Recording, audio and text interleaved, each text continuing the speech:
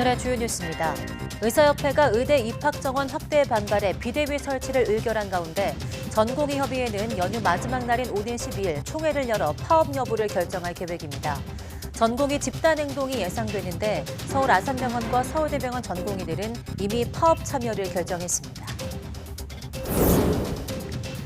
일본 후쿠시마 제1원전 내 정화장치에서 오염수 5.5톤이 누출됐습니다. 도쿄전력이 추산한 방사성 물질 누출량은 220억 베크렐인데 원전 부지 외부로의 누출 역량은 없다고 밝혔지만 토양에 스며들었을 가능성이 제기되고 있습니다. 북한이 무기 개발 자금을 마련하기 위해서 신기술을 동원해 가상화폐 해킹에 나서고 있다고 미 백악관 고위 당국자가 지적했습니다.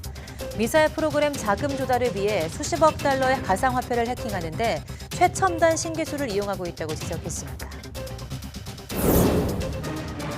설 명절을 앞두고 이벤트나 택배 배송 등을 가장한 미끼 문자가 많아지고 있습니다. 정부는 이런 범죄를 막기 위해서 24시간 사기 문자를 탐지하고 온라인 신고 창구를 마련하는 등 대응 체계를 운영합니다.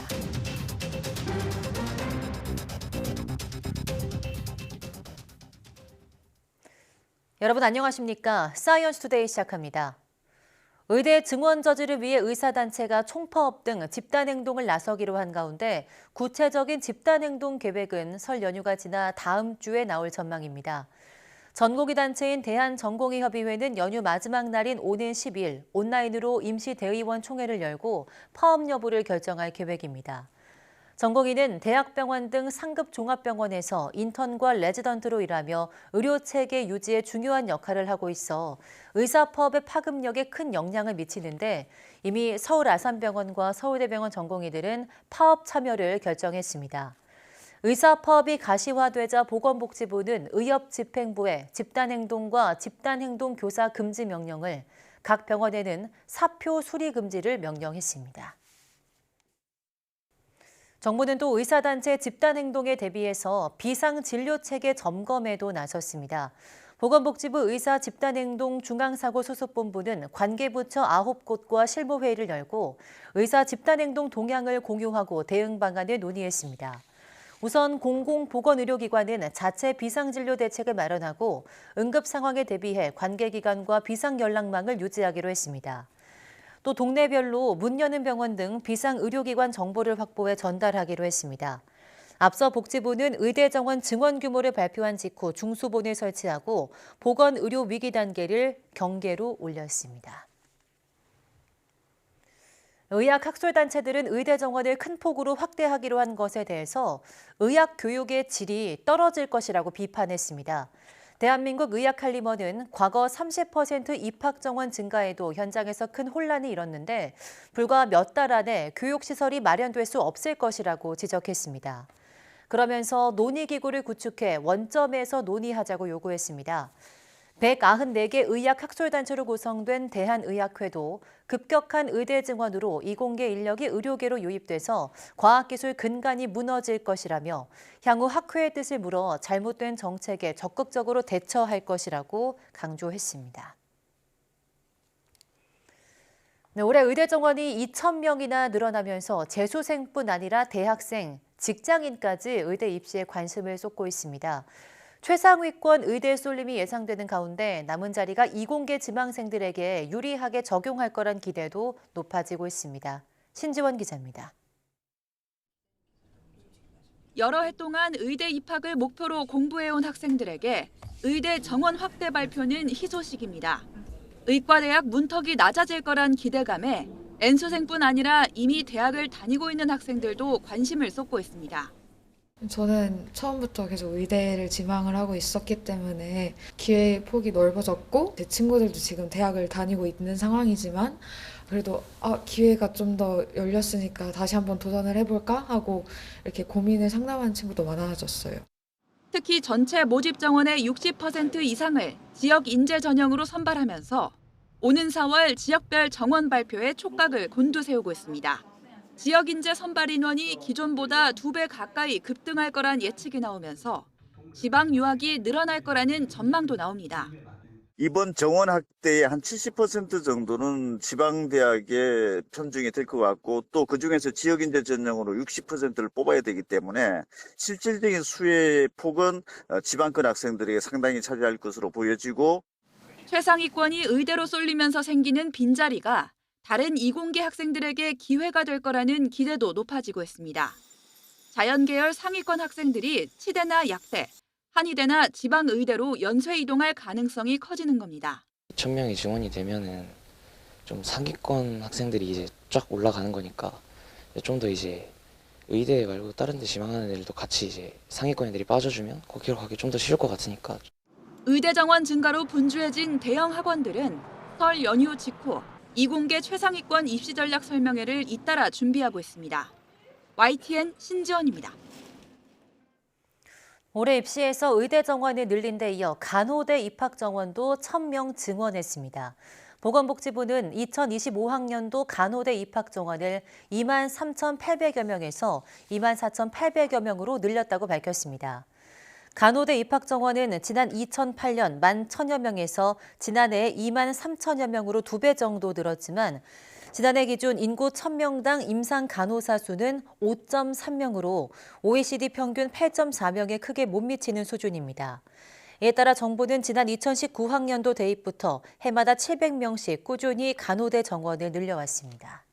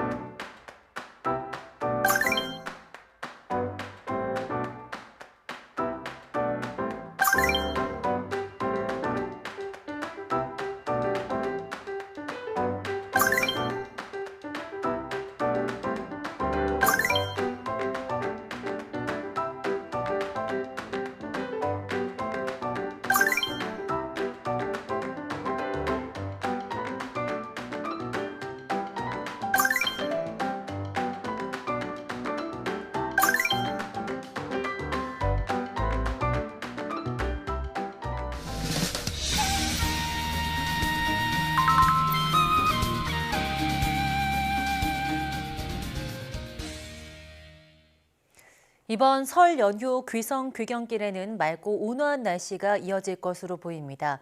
다만 설날 오후부터 서쪽 지역에는 비나 눈이 내려 주의가 필요하다고 합니다. 김민경 기자가 설 연휴 날씨 전망을 전해드립니다. 민족 최대의 명절인 설. 영하 15도를 밑도는 최강 한파가 몰아쳤던 지난해와 달리 올해 설에는 추위 걱정 없겠습니다. 낮 기온이 영상권을 유지하며 비교적 온화한 날씨가 이어질 걸로 보입니다. 연휴 첫날부터 설 당일 아침까지 날씨도 맑겠습니다. 다만 아침에 안개가 짙게 낄 걸로 보여 좁은 시야와 함께 도로 위 살얼음에 주의가 필요합니다. 설날 오후에는 비 예보가 있습니다.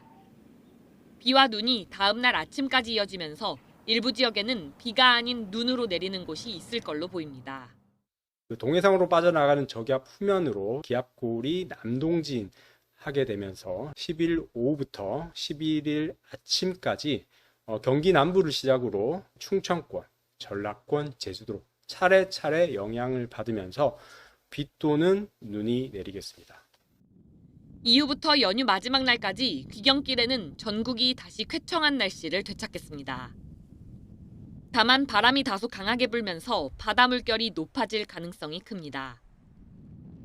특히 제주도 부근 해상에는 높은 물결이 예상돼 섬 지역 귀경객들은 미리 선박 운항 정보를 확인하시는 게 좋겠습니다. YTN 김민경입니다. 설 명절을 앞두고 이벤트와 택배 배송 등을 가장한 사기 전화와 문자들이 활개를 치고 있습니다. 정부가 이런 피싱 범죄를 막기 위해서 24시간 대응에 나서기로 했습니다. 이승배 기자입니다. 여보세요? 이혜준 서울중앙지검 합동수사부의 이가령 대장입니다. 대포통장으로 세입되셨다 보니까 대출 한도는 최대 한도에도 6천만 원에 금리는 5.5%까지 해서 진행 가능하시거든요. 통장 요구한다, 카드 요구한다 이런 거 아무것도 없고요. 세상 천지에 돈 들이고 사기치는 사람은 없을 거예요. 보이스피싱 피해자가 실제 겪은 사례들입니다. 이번 설 명절을 앞두고는 특히 미끼 문자가 많아지고 있습니다. 이 설날 이벤트와 명절 인사, 명절 긴급 자금 지원이나 가짜 부고, 교통범칙금으로 위장하기도 합니다. 피해자를 현혹해 돈을 가로채거나 링크를 누르면 악성 앱이 자동으로 깔려 개인정보를 빼가는 수법입니다. 한 해 7천억 원을 훌쩍 넘던 피해는 집중 단속으로 절반 가까이 줄었지만 범죄는 여전히 뿌리 뽑히지 않고 있습니다. 정부가 설 연휴를 앞두고 각종 피싱 범죄를 막기 위해 대응책을 내놨습니다. 우선 112 상황실과 은행, 한국인터넷진흥원 등이 합동으로 24시간 대응 체계를 운영합니다. 설 연휴 기간에 사기 문자를 24시간 탐지하고 온라인 신고 창구를 마련합니다. 피싱 빅데이터를 분석해 필요하면 대국민 예경보를 발령합니다. 공공과 금융기관 사칭 문자를 차단하기 위해 경찰과 관세청 등 282개 기관은 문자를 보낼 때 확인된 발신 번호라는 안심 마크를 표기하고 해외에서 보낸 문자는 로밍 발신이라는 안내 문구를 문자에 함께 표기하도록 할 예정입니다. 특히 범죄에 쓰인 번호로 문자가 발송되면 경찰청에서 보이스피싱이라는 경고 문자를 보낼 계획입니다. 은행은 시간과 관계없이 피해 의심 거래를 탐지하면 즉시 지급 정지를 하고 올해부터는 보이스피싱 피해에 대해 일정 부분 책임을 분담합니다.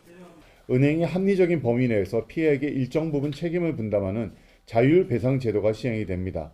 금감원 등 관계기관에서는 은행권과 함께 제도 안착에 만전을 기해 주시기 바랍니다. 정부는 또 대포 통장을 못 만들게 안면 인식 시스템을 활용해 신분증 도용을 방지하고 사기 기록이 있는 계좌는 거래 한도를 축소하기로 했습니다. YTN 이승배입니다. 요즘 눈코 뜰 새 없이 바쁜 사람들이 있습니다. 설 선물로 인기가 많은 한과와 도라지전과 등 농산 가공품을 생산해 판매하는 청년 농업인들인데요. 고령화로 위협받는 우리 농업에 든든한 버팀목이 되고 있습니다. 최명신 기자가 소개해드립니다. 충남 서산 생강은 유기질이 풍부한 황토와 갯바람을 맞고 자라 향이 진하고 그윽한 게 특징입니다. 부풀어 오른 찹쌀 반죽에 잘 달인 생강조청을 바르고 티밥을 입히자 먹음직스러운 한과가 만들어집니다.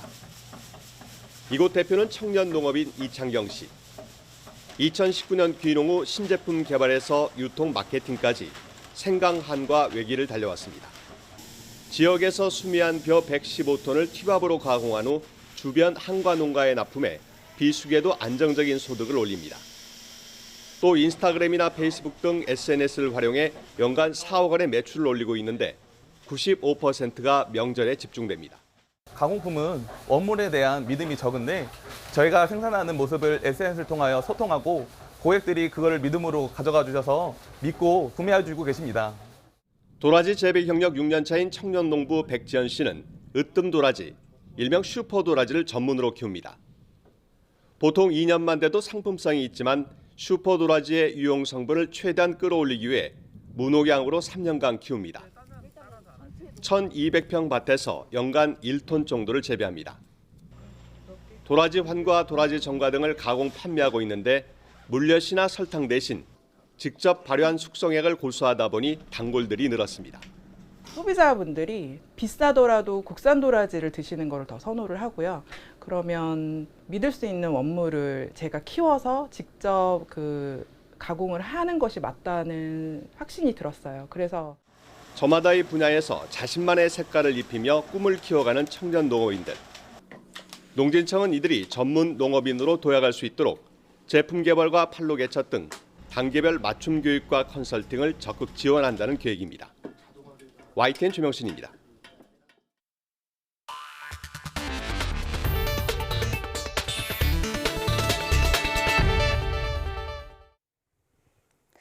일본 후쿠시마 원자력 발전소에서 오염수 5.5톤이 누출됐습니다. 도쿄전력은 220억 베크렐의 방사성 물질이 누출된 것으로 추산하면서 바다 유출 등 외부 영향은 없다고 밝혔습니다. 김태현 기자가 보도합니다. 후쿠시마 제1원전 내 정화장치에서 오염수 5.5톤이 누출됐습니다. 도쿄전력은 어제 오전 원전 내 고온 소각로 건물 외벽의 배기구에서 오염수가 새는 것을 작업원이 발견했다고 밝혔습니다. 이 배기구는 오염수 정화장치에서 발생하는 수소를 밖으로 빼내는 구멍입니다. 오염수 누출로 가로 세로 4m, 깊이 1m의 물웅덩이가 만들어졌다는 보도도 나왔습니다. 도쿄전력이 추산한 방사성 물질 누출량은 220억 베크렐입니다. 정부에 보고해야 하는 기준치는 1억 베크렐이라고 현지 언론은 전했습니다. 누출 사고가 발생한 정화장치는 오염수에 포함된 세슘 등 방사성 물질을 제거하는 설비입니다. 후쿠시마 원전에서는 오염수를 우선 이 정화장치에 통과시킨 뒤 알프스로 불리는 다핵종 제거 설비로 방사성 물질을 없애고 탱크에 보관합니다. 도쿄전력은 원전 부지 외부에 누출에 따른 영향은 없다고 밝혔습니다. 다만 누출된 오염수가 토양에 스며들었을 가능성이 제기됨에 따라 이 토양을 수거해 조사할 계획입니다. 아사히 신문은 현장과 가까운 배수로에서 방사성 물질의 유의미한 변화는 없고 해양 유출 등은 확인되지 않았다고 전했습니다. YTN 김태현입니다. 정부는 일본 후쿠시마 제1원전에서 오염수 5.5톤이 누출된 것과 관련해 일본 정부와 국제원자력기구로부터 당일 연락을 받았으며 방사선값 등 유의미한 변화는 없었다고 밝혔습니다. 김성규 원자력안전위원회 방사선 방재국장은 이번 누출이 오염수 방류와는 직접적인 관련이 없으며 환경 방사선 감시기 계측값이 평소 수준을 유지하는 등 유의미한 변화는 없었다고 설명했습니다. 김 국장은 또 정부 차원에서 일본 원자력규제위원회에 누출이 발생한 상세 원인 등을 추가 문의한 상태이며 이에 대한 사실관계가 확인되면 브리핑을 통해 설명하겠다고 덧붙였습니다. 북한이 핵을 비롯한 대량 살상 무기 개발 비용을 마련하기 위해서 가상화폐를 해킹하는 데 이용하는 기술이 최첨단을 달리고 있다는 지적이 나왔습니다. 규모 또한 계속 커지고 있어서 시급히 대책을 마련해야 한다는 경고음이 이어지고 있습니다. 류재훈 기자입니다. 유엔 대북제재 전문가 패널이 안보리에 보고서를 냈습니다. 2017년에서 2023년 기간 북한의 사이버 공격으로 의심되는 58건가량을 조사하고 있는데 30억 달러, 약 4조 원 규모라고 밝혔습니다. 이렇게 챙긴 돈은 핵을 포함한 대량 살상 무기 개발에 쓰이고 있다고 재확인했습니다. 전문가 패널은 특히 북한이 2017년 6차 핵실험 이후에도 핵무기를 개발해 핵분열 물질을 생산하는 등 안보리 제재를 계속 무시하고 있다고 보고했습니다. 미국 백악관과 재무부도 실태 확인과 함께 대책 필요성을 언급하고 나섰습니다.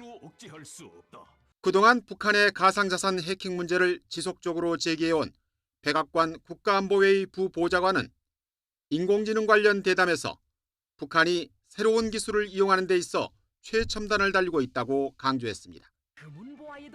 재무부도 보고서를 통해 북한이 대량 살상무기 개발 자금을 조달하려고 악의적인 사이버 활동을 하고 있다며 러시아와 함께 가장 큰 위협 행위자로 규정했습니다.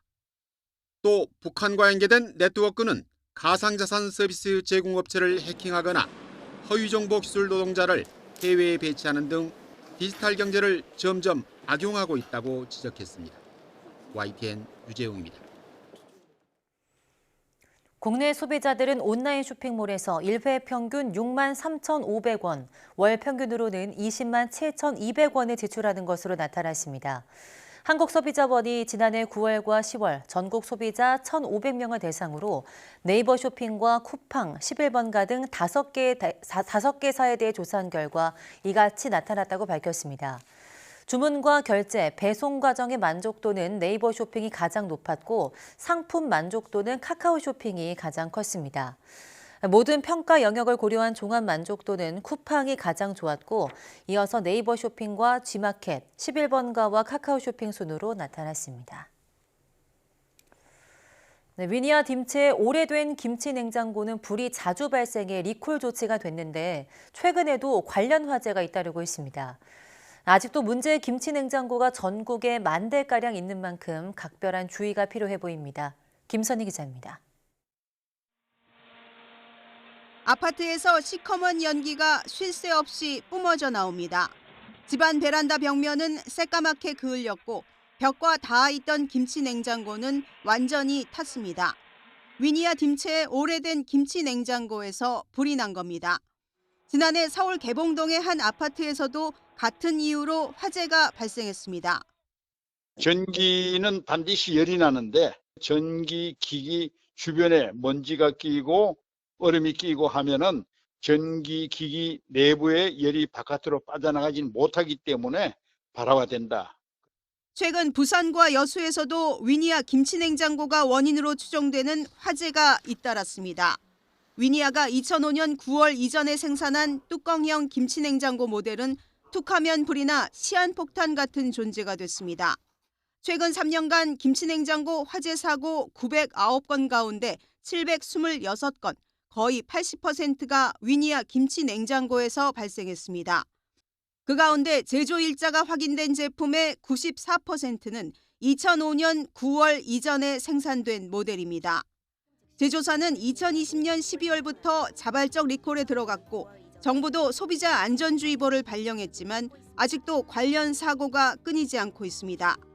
분석 결과 피해자의 67%가 60대 이상 고령자에 집중돼 있는 것으로 나타났습니다. 자기가 쓰고 있는 제품이 이제 리콜 대상인지도 모르고 사용하는 거가 있거든요. 해서 해당 연령대가 있는 가정은 좀 리콜 대상 제품 사용 여부에 대해서 좀 더 주의를 기울이실 필요가 있습니다. 리콜 대상 제품은 2022년 4만 7천 대에서 2년 만에 20% 수준으로 떨어졌지만 아직도 전국에 1만 대가량 남아 있습니다. 한국소비자원은 고령층에서 사고가 많은 만큼 이번 설 연휴 부모님 냉장고를 점검해 해당할 경우 반드시 리콜 신청을 당부했습니다. YTN 김선입니다.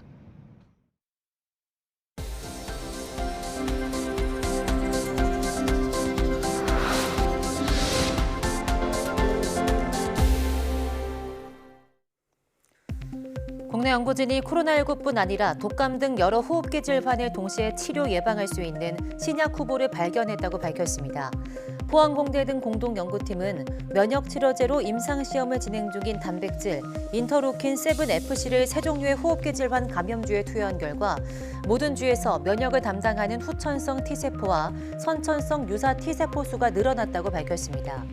또 이 가운데 선천성 유사 T세포는 코로나19 바이러스와 독감 바이러스, 호흡기 세포 융합 바이러스에 대해 모두 치료 예방 효과를 보였다며 호흡기 질병에 대한 보편적인 치료제가 개발될 가능성을 확인했다고 말했습니다. 토성의 위성 미마스에도 표면 아래 바다가 있는 것으로 보인다는 연구 결과가 나왔습니다. 프랑스 파리 천문대 연구팀은 토성 탐사선 카시니호 관측 자료를 분석한 결과 수많은 충돌 분화구로 덮여있는 미마스 표면에서 두께 20에서 30km의 얼음 아래에 바다가 위성 전체에 걸쳐 있는 것으로 추정된다고 밝혔습니다. 연구팀은 미마스의 자전 운동과 궤도에서 진동 현상을 포착했는데 내부에 암석 핵이 아닌 위성 전체를 덮는 바다가 있다고 가정했을 때 진동 현상을 설명할 수 있다고 말했습니다. 한국항공우주연구원이 심우주 탐사의 필수 기술인 전기 추력기 개발에 필요한 대형 시험 장비를 국산화하는 데 성공했습니다. 개발한 전기 추력기 시험 장비는 직경 3.8m, 길이 10m 크기로 200mN급 전기 추력기에 대한 성능과 수명 검증 시험이 가능합니다. 심우주 탐사의 필수 기술인 전기 추력기는 전기 에너지로 플라스마를 생성 가속해 추진력을 얻는 우주 추진 기관으로 온도 조절 및 플라스마 진단이 가능한 특수 시험 장비가 필요합니다. 항우연은 단계적으로 극저온 디스크를 추가 장착해 세계 최고 수준인 추력 1N급 전기 추력기 시험을 할 수 있도록 업그레이드해 나갈 계획이라고 덧붙였습니다.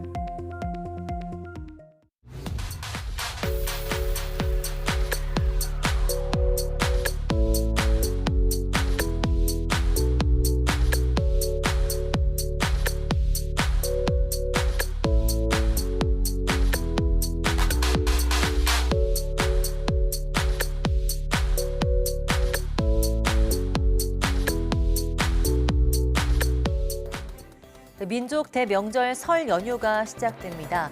많은 분들이 설레는 마음으로 고향으로 떠나실 텐데요.